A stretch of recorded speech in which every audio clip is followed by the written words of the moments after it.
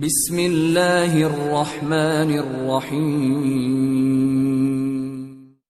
سلطان محمد تغلق جو بے شمار صفات کا مالک تھا، بہادر، جرری اور لشکر کی کمانداری کا بھی بہترین تجربہ رکھتا تھا، لیکن اسے اپنی حکومت کے ابتدائی دور ہی میں ایک بہت بڑے حادثے اور بربادی سے گزرنا پڑا۔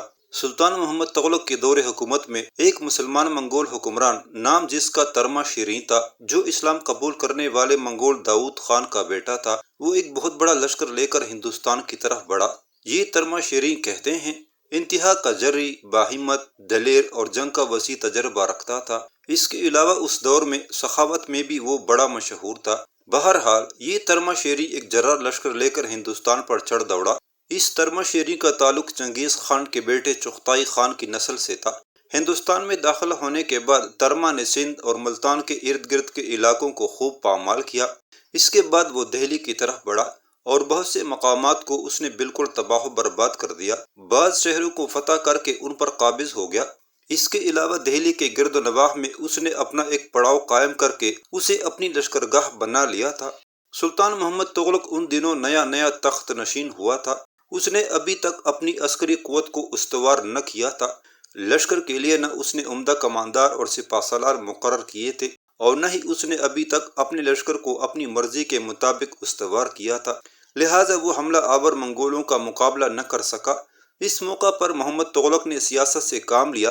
وہ جانتا تھا کہ اگر وہ اپنا چھوٹا سا لشکر لے کر دہلی سے نکلا اور منگولوں کا مقابلہ کرنا چاہا تو اس کی کامیابی کی بہت کم امید ہے۔ اس بنا پر اس نے منگولوں سے جنگ کرنے سے اجتناب کیا۔ ایسے موقع پر اس نے عاجزی اور نیازمندی سے کام لے کر اپنا مطلب نکالنے کا تہیہ کر لیا۔ یہ ارادہ کرنے کے بعد سلطان محمد تغلق نے اپنے امراء میں سے کچھ کا انتخاب کیا، ان کے حوالے نقدی، جواہرات، بیش قیمت تحائف کیے اور انہیں ترما شیریں کی طرف روانہ کیا تاکہ وہ ساری چیزیں ترما شیریں کی خدمت میں پیش کی جائیں اور اسے یہ کہا جائے کہ وہ اس قدر مال و دولت لے کر ہندوستان سے نکل جائے۔ ترما شیریں نے وہ ساری دولت قبول کر لی، لہٰذا اس نے دہلی شہر کو تو کوئی نقصان نہ پہنچایا اور اپنے لشکر کے ساتھ واپسی کا سفر شروع کیا۔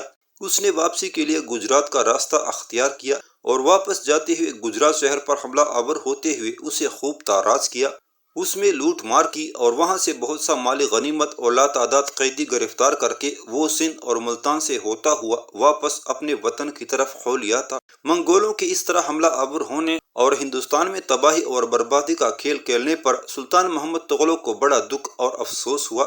اس کو اس بات کا بھی بڑا غم اور ملال تھا کہ منگولوں کے حملہ آور ہونے سے پہلے کیوں نہ اس نے اپنے لشکر کو استوار کر لیا، اپنے لشکر کی تعداد بڑھا لی ہوتی اور جب منگول حملہ آور ہوتے تو دہلی سے باہر نکل کر ان کے سامنے پڑاؤ کرتا، ان سے جنگ کرتا اور انہیں بدترین شکست دے کر بھاگ جانے پر مجبور کر دیتا تاکہ آنے والے دور میں پھر منگول ہندوستان پر حملہ آور ہونے کے متعلق سوچ بھی نہ سکتے۔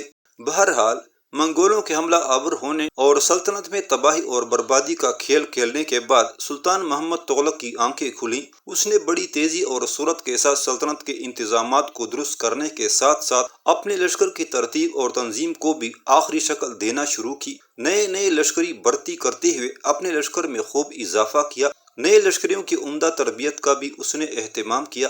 اس کے علاوہ اس نے جنگی سامان بنانے والی بٹیاں گرم کروا دی تھیں۔ دن رات حرب و ضرب کا سامان تیار ہونے لگا تھا۔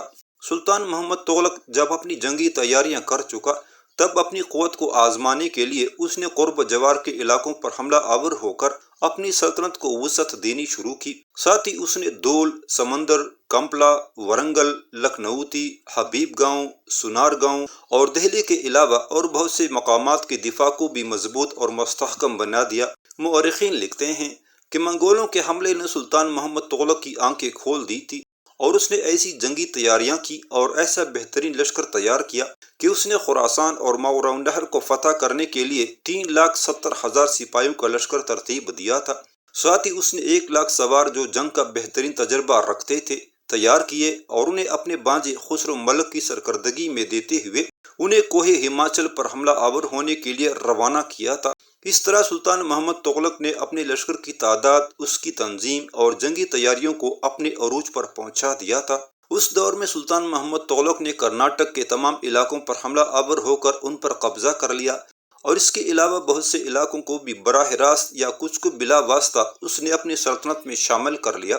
سلطان محمد تغلق کی طاقت اور قوت اور اس کی عسکری حیثیت کو دیکھتے ہوئے آس پاس کے بہت سے حکمران خود بخود مغلوب ہو گئے اور سلطان محمد تغلق کے خراج گزار بن کر ہر سال وہ سلطان محمد تغلق کو خراج ادا کرنے لگے تھے۔ مورخین لکھتے ہیں کہ منگولوں کے حملے سے سبق سیکھ کر سلطان محمد تغلق نے سلطنت اور لشکر کا ایسا عمدہ انتظام کیا کہ اس کی خوش انتظامی کی وجہ سے کوئی بھی شخص مالیہ کے ایک پیسے کو بھی بے ایمانی سے ہڑپ نہ کر سکتا تھا اور نہ کوئی رقم ادا کرنے سے انکار کرتا تھا۔ وہ تمام علاقے جو سلطان محمد تغلق کے تحت آ گئے تھے، ان کے راجہ، ان کے حکمران سلطان محمد تغلق کے مطیع اور فرمان بردار ہو کر خراج کی مقررہ رقم بڑی باقاعدگی سے شاہی خزانے میں جمع کرانے لگے تھے۔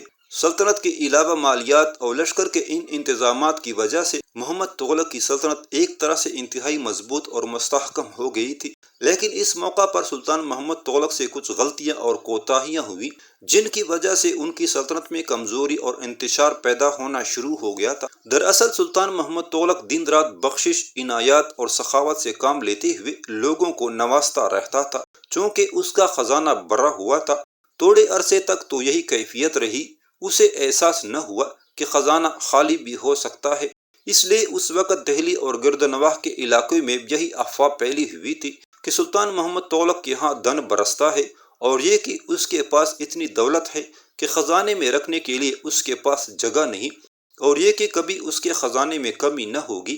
لیکن اس کی ہر روز کی بخشش اور عنایات کی وجہ سے خزانے میں کمی ہونے لگی۔ خزانے کی کمی کی وجہ سے امور سلطنت میں بد انتظامی کے آثار نمودار ہونا شروع ہو گئے۔ چنانچہ سلطان محمد تغلق کے عہد حکومت کا درمیانی اور آخری حصہ اسی بد انتظامی اور اندرونی خلفشار کی وجہ سے زیادہ تر بغاوتوں اور سرکشی ہی کا شکار رہا۔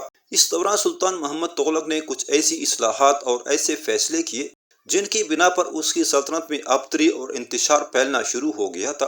اس نے جو پہلا فیصلہ کیا وہ دوابہ کے علاقے میں خراج کی زیادتی تھی۔ اس نے صرف کچھ لوگوں کے کہنے اور اپنے ذہن میں تخلیق ہونے والے خیالات کی بنا پر ان علاقوں کے خراج میں 10 سے 30 اور 30 سے 40 تک اضافہ کر دیا تھا۔ خراج کی یہ زیادتی وہاں کے لوگوں کے لیے ناقابل برداشت تھی۔ وہ اتنی رقم خراج میں ادا نہیں کر سکتے تھے، جس کا نتیجہ یہ نکلا کہ اس زیادتی سے عوام میں بغاوت کے جذبات پیدا ہو گئے۔ اس کے علاوہ جو سب سے بڑی مشکلات اٹھیں وہ یہ کہ کاشتکاری میں رکاوٹ پیدا ہونے لگی۔ کاشتکاری کے کاموں میں خلل پڑنے کے ساتھ ہی ساتھ ایک اور مصیبت قہر خداوندی کی صورت میں نازل ہوئی، اور وہ یہ کہ اس سال بارش اس قدر کم ہوئی کہ 2-3 سال تک برابر قحط پڑتا رہا۔ ایک تو خراج میں اضافے نے لوگوں کی کمر توڑ دی، دوسرے قحط سالی سے ہزاروں لوگ بھوکوں مرنے لگے تھے، ان گنت گھر برباد ہونے لگے، جس کی وجہ سے مملکت میں انتشار کے آثار اٹھنا شروع ہو گئے تھے۔ سلطان محمد تغلق نے دوسرا غلط فیصلہ یہ کیا کہ اس نے تانبے اور پیتل کے سکے جاری کر دیے۔ اس سے پہلے مملکت میں سونے اور چاندی کے سکے چلتے تھے، لیکن سلطان محمد تغلق نے عجیب و غریب فیصلہ کیا۔ اس نے تانبے اور پیتل کے سکے جاری کیے۔ اس کی وجہ یہ بتائی جاتی تھی کہ محمد تغلق کو سکندر اعظم کی طرح ملک گیری اور دنیا کو فتح کرنے کا بڑا شوق تھا۔ کہتے ہیں وہ ساری دنیا میں اپنا بول بالا کروانا چاہتا تھا، لیکن اس نے اپنے دل میں جن مہمات پر عمل کرنے کا ارادہ کیا ہوا تھا ان مہمات کے لیے موجودہ خزانہ اخراجات کے لیے کافی نہ تھا۔ اس موقع پر سلطان محمد تغلق سے غلطی یہ ہوئی کہ اس نے صرف مختلف ممالک اور مختلف علاقوں کو فتح کرنے کے نظریے کو اپنے سامنے رکھا اور اپنی سلطنت کی تباہی اور بربادی کا خیال دل سے نکال کر اس کی حفاظت اس نے اس طرح کرنی چاہی کہ اپنا خزانہ اس نے سونے اور چاندی کے سکوں سے بھر لیا۔ اس کے بعد اس نے ملک میں تانبے اور پیتل کے سکوں کا رواج کر دیا۔ دراصل وہ چاہتا تھا کہ شاہی خزانے سونے اور چاندی کے سکوں سے بھرا رہے اور مملکت کا کاروبار چلانے کے لیے تانبے اور پیتل کے سکے سلطنت کے اندر گردش میں رہیں۔ دراصل ایسا کرتے وقت سلطان محمد تغلق نے چین کی پیروی کی تھی۔ گو سلطان محمد تغلق کا یہ فیصلہ غلط نہیں تھا، کافی حد تک درست تھا، اور وہ اپنی مملکت کو ترقی یافتہ بنانا چاہتا تھا، لیکن ہندوستان کے لوگ ایسے سکوں کے عادی نہیں تھے۔ محمد تغلق چین کی پیروی کرتے ہوئے ہندوستان کو بھی ترقی یافتہ بنانا چاہتا تھا، اس لیے کہ اس دور میں چین میں کاغذ کے سکے کا رائج تھا۔ اس سکے کو سامنے رکھتے ہوئے سلطان محمد تغلق بھی ہندوستان میں تانبے اور پیتل کے سکوں کا رواج عام کرنا چاہتا تھا۔ چین میں ان دنوں جو کاغذ کا سکہ چلتا تھا اس کا نام جاؤ تھا۔ یہ سکہ کاغذ کا ایک چھوٹا ٹکڑا ہوتا تھا اور جس کے اوپر چین کے بادشاہوں کے القاب نقش کر دیے جاتے تھے۔ کاغذ کے اسی سکے کو استعمال کرتے ہوئے چین کے لوگ اپنے روزانہ کے کاروبار میں لین دین کیا کرتے تھے۔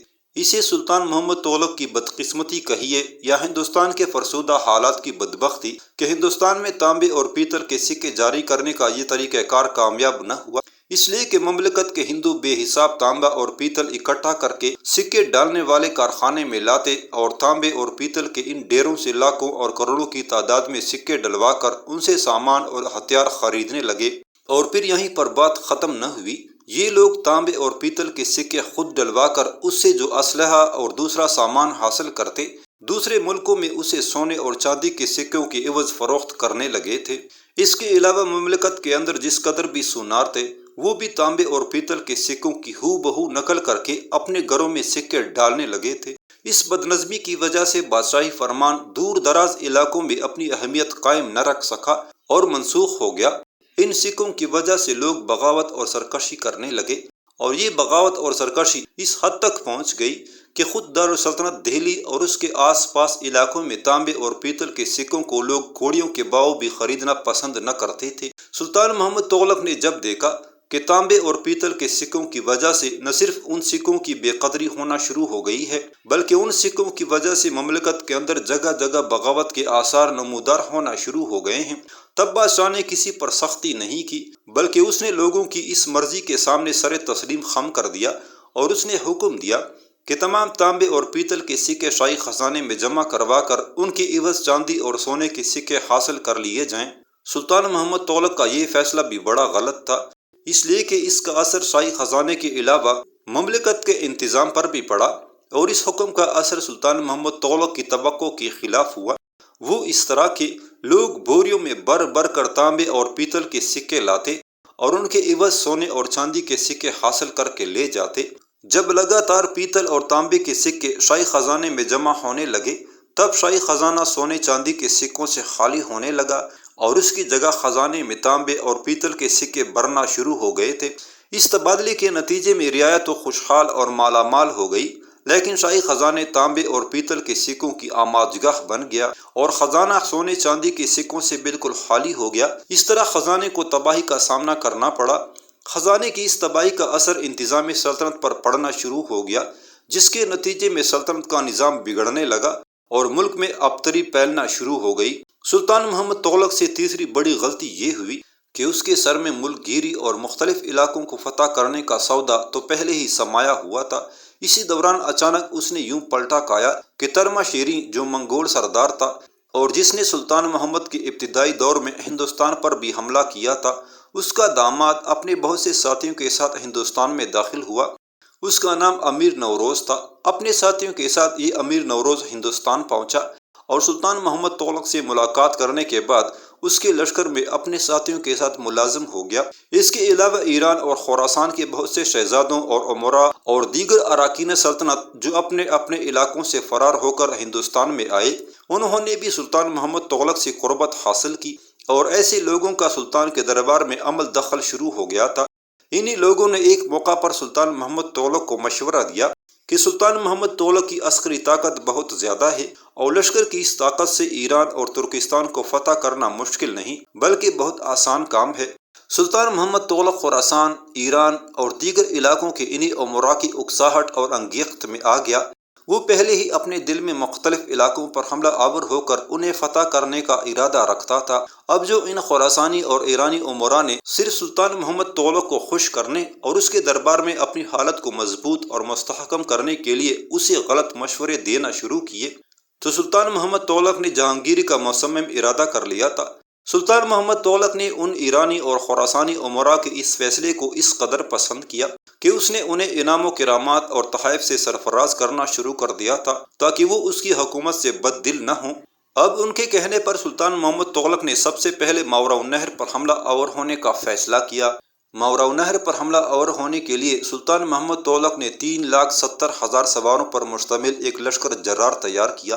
ان نئے لشکریوں کو گھوڑوں کے علاوہ دیگر ساز و سامان بھی فراہم کیا گیا۔ سلطان محمد تغلق کا خیال تھا کہ اس نے جو 3,70,000 نئے لشکری بھرتی کیے ہیں اور جن کے تربیت کا کام اس نے کافی دنوں کے اندر مکمل کر لیا تھا، ان سے متعلق اس کا خیال تھا کہ ان 3,70,000 لشکریوں کو اسے شاہی خزانے سے تنخواہ نہیں دینا پڑے گی۔ اس کا خیال تھا کہ زیادہ سے زیادہ وہ ان لشکریوں کو صرف 1 ماہ کی تنخواہ دے گا، اس کے بعد وہ ماوراء النہر پر حملہ آور ہوں گے اور ان حملوں کے نتیجے میں مفتوح علاقوں سے جو مالی غنیمت حاصل ہوگا اس سے لشکر کی تنخواہیں مالی غنیمت سے ہی پوری ہوتی رہیں گی۔ اس طرح محمد تغلق کا خیال تھا کہ اسے زیادہ خرچ بھی نہ کرنا پڑے گا، مملکت میں نئے نئے علاقوں کا اضافہ بھی ہو جائے گا اور دنیا کے دور دراز علاقوں میں اس کے نام، اس کی شہرت کا ڈنکا بھی بجنے لگے گا۔ سلطان محمد تغلق کی مطلون مزاجی کا یہ عالم تھا کہ نئے لشکر کو پہلی تنخواہ تو اس نے شاہی خزانے سے ادا کر دی، لیکن مستقل طور پر ان لشکریوں کو مطمئن کرنا بڑا دشوار تھا، اس لیے کہ جس مقصد کے لیے انہیں بھرتی کر کے تربیت دی گئی تھی وہ مقصد بھی پورا ہوتا دکھائی نہ دے رہا تھا، اس لیے کہ اس لشکر کو اس نے ماوراء النہر پر حملہ آور ہونے کے لیے روانہ ہی نہ کیا تھا۔